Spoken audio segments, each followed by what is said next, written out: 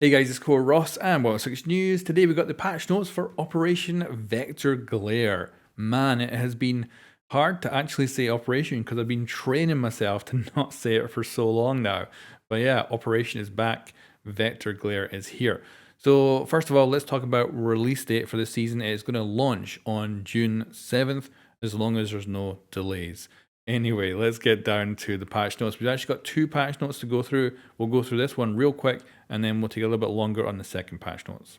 So of course, Sens is joining the attackers and they're going to be a pretty good addition with their crazy fancy smoke grenades. Of course, they've got a brand new assault rifle, which is, in my kind of feeling, okay.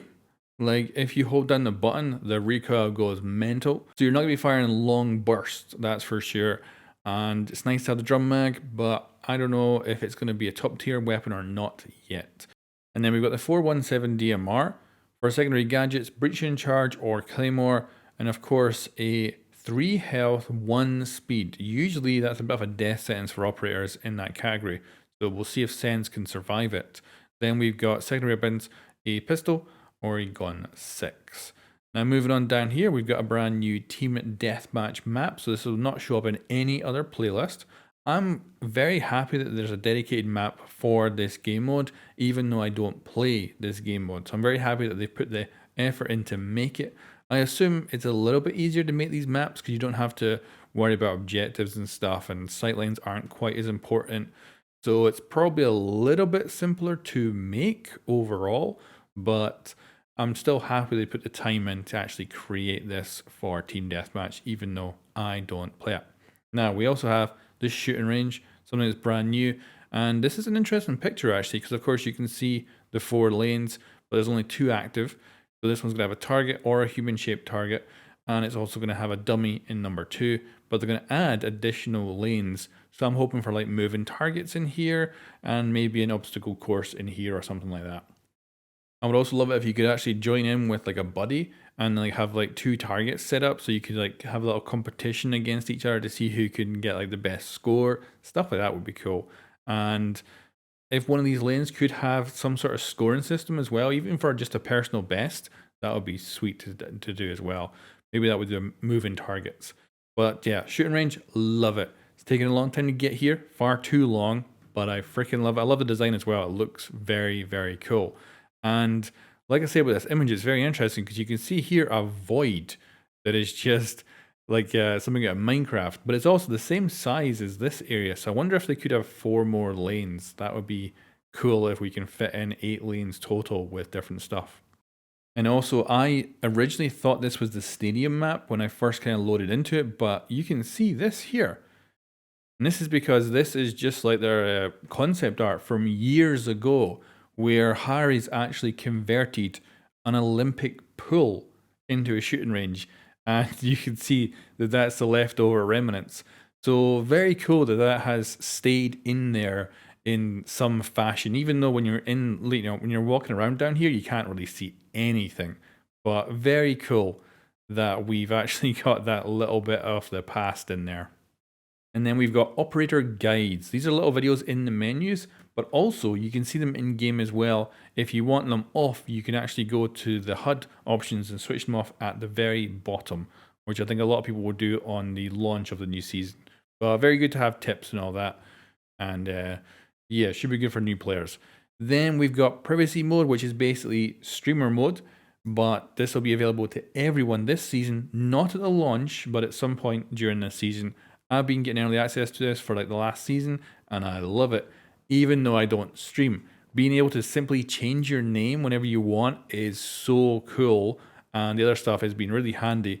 And you can also automatically change everybody's names to code names and stuff like that, and it just looks cool. I'm going to make a video dedicated to it at some point, but I love it. Then you've got the first part of the reputation system, which will be player facing. It will actually impact players, and that is reverse friendly fire automatically switched on. So if you're a very, very, very, very, very, very bad person, you will get this on immediately when you load into a game. And eventually it will go away once you stop team killing so much. Then we've got player comfort. Always love this picture with Chanka here, where he's throw. Very nice, very cozy. So screen shake, you can actually switch it off entirely now if you want to, and I assume most people will do that for the tactical advantage. Match cancellation's also got an upgrade, but I don't think we'll really get an idea of how that's going to work until we actually see it on the live servers. Then we got esport changes, so no operator grace period.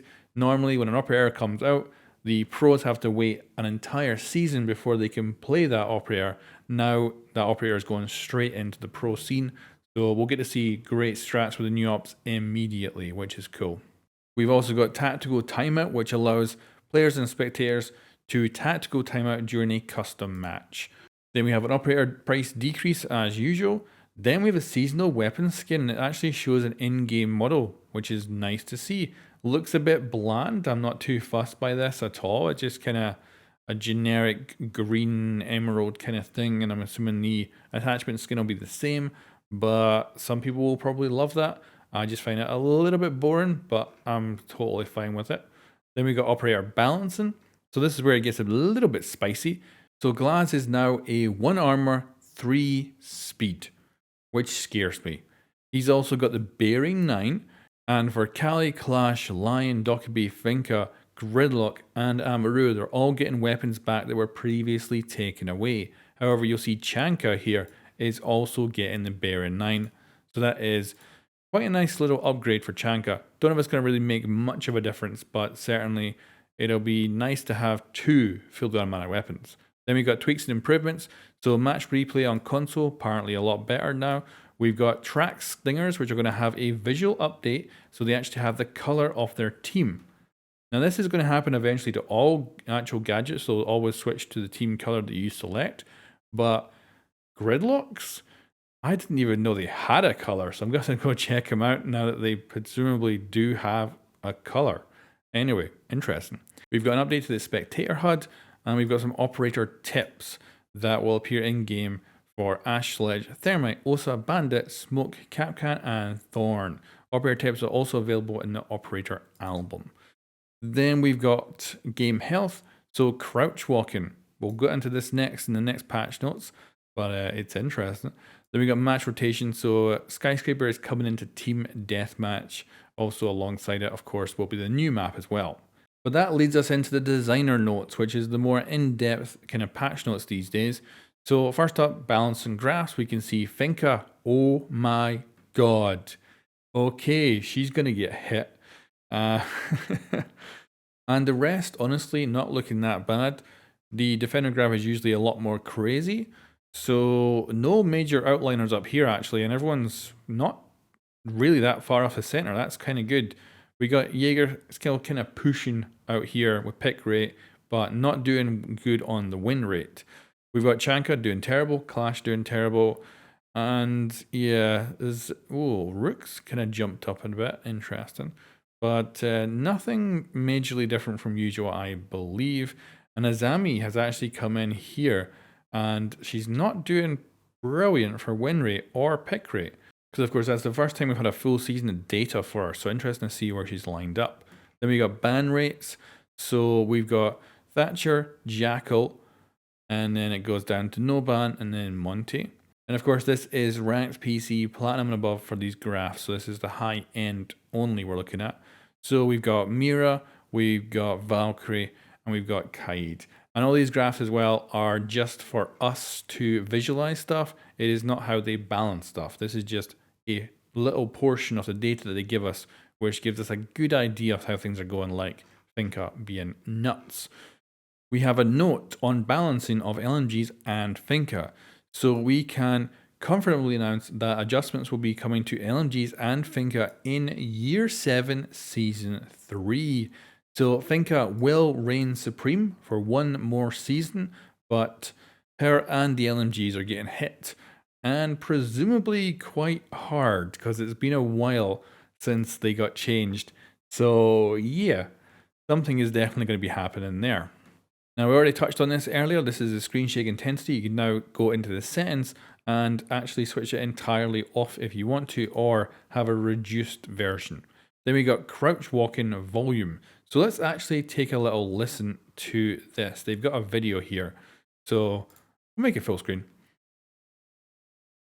So what we've got is an Ash coming down the corridor, so let's listen to the before.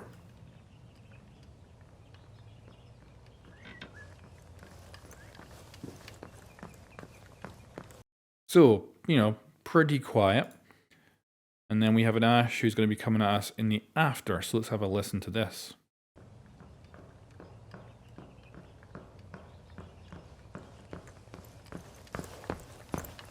So significant. I think we heard her pretty much right away. Let's just take this right at the very start and watch her show up. Yeah, I can hear her about here. Yeah, that is a lot louder. So crouch walking is getting nerfed, and I think that's a significant chunk, and that is, of course, population target everybody. So yeah, oof. And then we got operator balancing, which is pretty simple. It's just the secondary weapons and glass. So no major reworks, I would say no significant changes other than, of course, glass here. And that is it. And apparently this is targeted at the casuals, which is interesting. I would have actually thought going up to a 3-speed would probably be quite high level as well. So interesting, it's very much going after the casual, or at least that's their target. So yeah, 3-speed glass, and especially with the new operator, I'm scared of that. I am super scared of it. So we'll see how that plays out. The last time we had these kind of changes for glass, he became the Terminator. So I'm curious and scared of how that's gonna play out. But that is our patch notes and designer notes for the new season, and it is out on June 7th. It's coming out on the 10th server tomorrow, and I'll be there for 2 weeks. Anyway, guys, thanks for watching, and I'll catch you next time.